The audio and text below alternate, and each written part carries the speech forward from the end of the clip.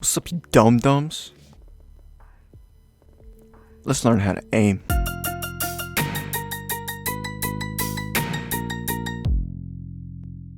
Alright, so, to do this, obviously, practice makes perfect, so push play, hit that practice button, and let's enter the range. Alright, so to kick this puppy off, get a Vandal. Trust me. The way I'm going to do this is by breaking this down into 3 parts, all with subcategories. So, to start off, we're going to look on precision. Precision is going to involve crosshair and the style that you use for that, your sensitivity, and the importance of headshots. Second part is going to be crosshair placement. Underneath the category of crosshair placement, we're going to talk about a line of consistency and how map design plays into adjusting this line of consistency. The third and last thing I want to talk about is awareness. And under that is your self-awareness and also your overall game sense. So we're going to go according to the list, and starting off, we're going to go with crosshair. Now, personally, I think it is so dumb. Like, dumb to have a crosshair that's big and fat. It just covers up everything you're looking at, and it's very distracting. What I mean by that is, if I was to shoot somebody here, they pop up, yeah, my crosshair is like there, so I can see it, but it's not distracting. And I'm going to go over what I have real quick. Settings, crosshair, turn off all, change your color, outlines completely off, inner lines 1, 5, 1, 0, off on, outer lines off, thank you. Alright, so now that we found out the crosshair that I use and why it's important to have something smaller, I'll just show you why big crosshairs are stupid. I mean, if we're being honest, it just makes you better if you hit it anywhere in the circle. Alright, so now that we're back to normal, we're going to talk about the sensitivity section. Now, this right here is a piece of art. So I'm going to tell you why that's important. To start off, we're going to go into the settings for the shooting range, which is F3 for me, and put it on easy. Put bot armor on, because we're only aiming for the heads, okay? I'll get in that in a second. Infinite, and we'll turn it on. You're going to need it, trust me. Alright. And I would suggest choosing this, and ignore what I said earlier. I'm kind of stupid, okay? Alright. So hit start. And why is he over here? Anyway, the reason I said to do that is because when they pop up, we're gonna focus on flicking in a sense. So what I mean by that is when they pop up, try to turn, and if you're in the general area off your first flick, you're doing good. That's probably the right sensitivity. But if you're going way over here, or if you're trying to flick and you're landing I mean, that's pretty close. But if you're flicking and you're landing right here, your brain's telling you need to increase that sensitivity. So all you gotta do is just, and then you're good to go. So shoot the guy and make the next one pop up and try to flick again. If you kind of land in the general vicinity, you're doing all right. Your pros are the people who are gonna sit there and flick a headshot everything. I don't sit here and expect yourself to be so perfect, like Jesus or something, that you're gonna land every single shot. Okay, it's unnecessary, unrealistic. So as long as you're flicking and getting in the general direction of these people, you're good to go. That's a good sensitivity. So keep adjusting it until you naturally feel comfortable landing on that dude that's close by. Now the third thing we're gonna talk about is headshots. If you watch any pro leagues of CS:GO, or I guess pros playing Valorant, you'll look at how every time, it doesn't even look fun to play because they just get domed left and right like a freaking Tyrannosaurus Rex eating a piece of meat. There's gonna be situations when you don't really know where their head's gonna be, but most of the time, 85% of the time, that is a fact straight out of my butthole, they're gonna be standing up trying to peek you. They're never gonna be crouching unless they're camping, and they're never gonna be jumping because they have really bad aiming there. What I mean by that is, even with this bot having armor on, boom, he's dead. And that's what we're gonna focus on. We're gonna focus on how to use this precision and lure it into the other categories of aiming here. So it brings us to our second point, is crosshair placement.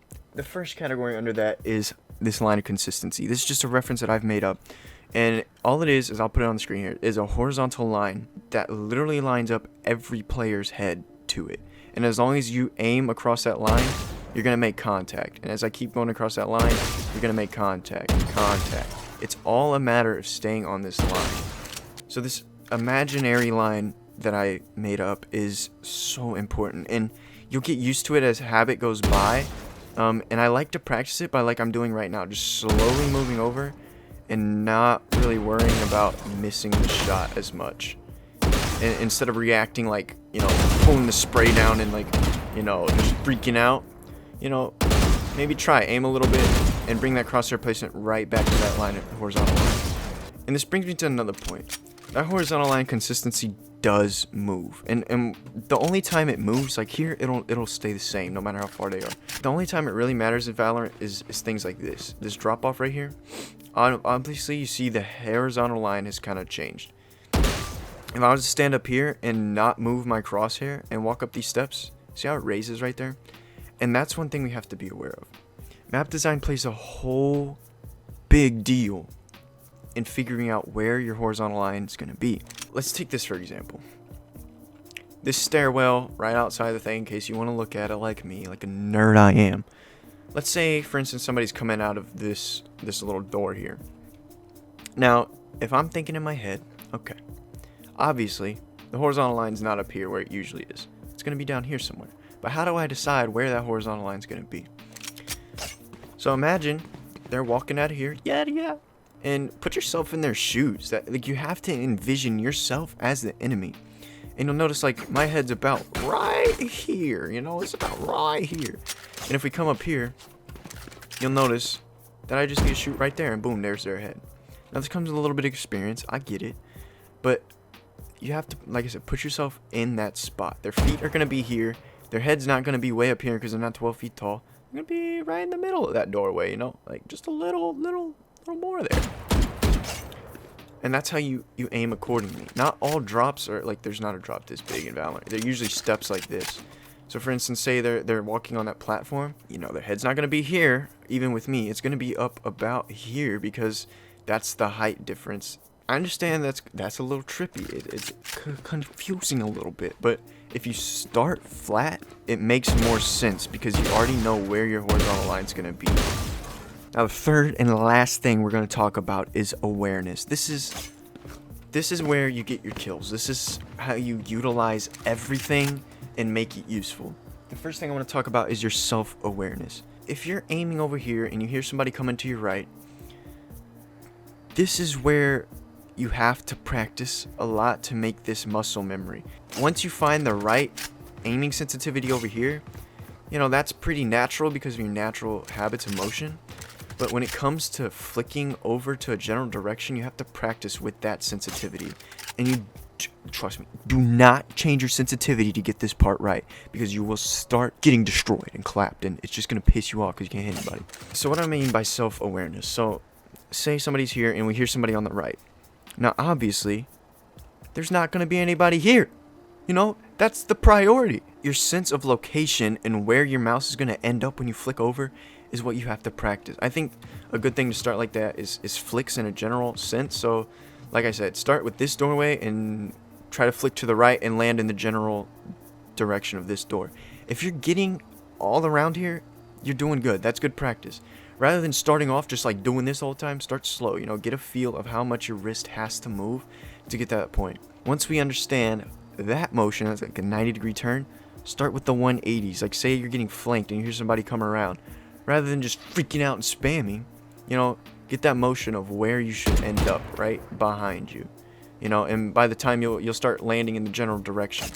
Heck, and after you finish the 180 section, man, like, do 360s. Get a feel of what it's like to completely get spun around. That way, even when you're in a ridiculous, confusing fight, you still have an idea of where you are and where you're looking. Alright, and the last thing, I'm sure you've heard a ton, but I'm gonna go into detail of how to improve it, is your game sense. Now, game sense is so important because even if you have the best aim, you can still fall short in your kills because of the fact that you don't really know what the heck's going on in the game. Which is why half the people in Valorant get called noobs when you're playing. So to improve game sense, it's a list of priorities. This is like you have chores to do or you have homework to do and then you want to go on vacation. What should you prioritize first? Well, if you're a smart kid and you put your homework first, and then you're like, well, maybe I should do my chores next, and then maybe I'll go on vacation. But a lot of you dum-dums out here putting your vacation first, and then you're putting your homework second, and then you're putting your chores last, then your parents mad at you, then you can't play anymore, then your internet's cut out, and it's just, get it together. Same applies with Valorant. If it's like a 1v2 situation, I see so many people holding the same angle when they hear somebody on their right, and then they keep holding the angle on the left, and then the person on the right kills them. They're like, but Philip. So having an awareness of everything around it. Alright, so I actually wanted to show you how this works rather than just tell you, because I feel like it's useless if you just listen to it. So I'm going to roll a ton of examples. Like, I have a whole game here that I'm just going to take clips of and explain thoroughly like what's going on in my head and possibly other people's as well. Alright, to start this off, I'm walking, and right there, you hear those footsteps? Those footsteps are huge because I know exactly where they are. I know they're in this middle part, and Viper's holding an angle on the left side, and I ulted because it sounded like there was more than one person, so I was gonna risk the fact that I could get a couple kills here. So let's roll it. Come on, let's go. I flashed here. I missed. I'm not perfect. Get over it. But I realized I had two, and I did it again. So knowing that Viper was peeking that left angle earlier and died to it, I knew she wasn't getting shot from this section over here. The reason I know that is because there's also a dude holding that angle, and I know I'm safe there. So there's only one option for them to be, and that's in this left corner. I got one of them, missed the second guy, but I still tagged him a little bit, and you know, a trade's a trade, and I didn't die because of my ult. And me pushing allowed my team to fully rush in as well. That's huge. Yeah, they baited me in a sense, but that's kind of the purpose of Phoenix's ult. So keep in mind that the other teammates here actually had a really good idea. Alright, this next section here is actually me with an op, and the Cypher puts up this trap. I'm aware that this is going to go down eventually, and there's a few things going on in my head. I'm thinking, okay, are they going to push out of it, or are they just going to hold sight? And I'm going to pause it here. The reason I didn't move from this is because literally every time in Valorant, I get killed by looking away. And so I was like, alright, this time we're not going to do it. I'm going to hold this angle because most likely there was more than just one Cypher there trying to get past. And I'm just out of my gaming experience. I assumed that somebody else was going to be there, and I took my time and waited a few more seconds. And I also want to point out in this clip as well, look at where my crosshair is. There's a drop off here, which is what I talked about in the video. And my crosshair isn't level with the ground that I'm standing on. It's the crosshair horizontal line is level with where the person's going to be. Now, knowing that I have an up, I'm not aiming for the head because it decreases my chances of hitting the person, since I only need to hit them in the chest. So I'm not aiming at their face right now. I'm actually aiming a little bit lower so that more of their body's exposed to shoot. Only one of them though. And as you see, I got the kill there, and it was textbook. You know, I just held the angle and put it in the right spot, and there's the kill. Alright, this last clip is actually a quick highlight that I found that I think kind of hits every point of the aiming and game sense aspect. So I'm going to play it real quick. It's me going for a flank, and let me tell you, if you want to get some massive kills in low ranks, I'm talking bronze, iron, silver, dude, even gold, use flanks. No one expects it. Just pro tip. So you see, I push this smoke, and look exactly what happens. Notice how I had my crosshair exactly where I wanted it to be. That's the only reason I hit this headshot. I'm gonna back it up just a tad here. And look at the frame, exactly where my crosshair is aiming. Perfectly in the spot. Guess what he's not doing? He's not crouching, and he's not jumping. You know, it's exactly what I said. He's just running around. The next one happened again. Now, I actually practiced some spray control. You need to go look up a video for that if you don't really know.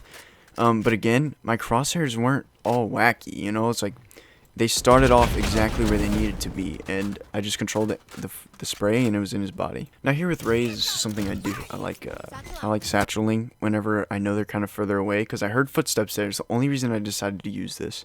But I know I had to get there quick. Now I used one satchel, and you'll see a little mistake here that I made because I wasn't really paying attention. You see how I looked down for a split second there? It's because I actually wanted to place another satchel, but then I realized I didn't have one, and plus I saw her in the corner of my eye. Luckily I had just enough time to get it and, you know, finish the clip. Alright guys, so that's going to mark the end of this amazing tutorial video. Probably the best one out there if you ask me. Subscribe if you like. If not, I really don't care. And it won't hurt my feelings at all if you just bypass me and give me just a smack on the booty and good game, you know. And yeah, I'm out. So that was weird.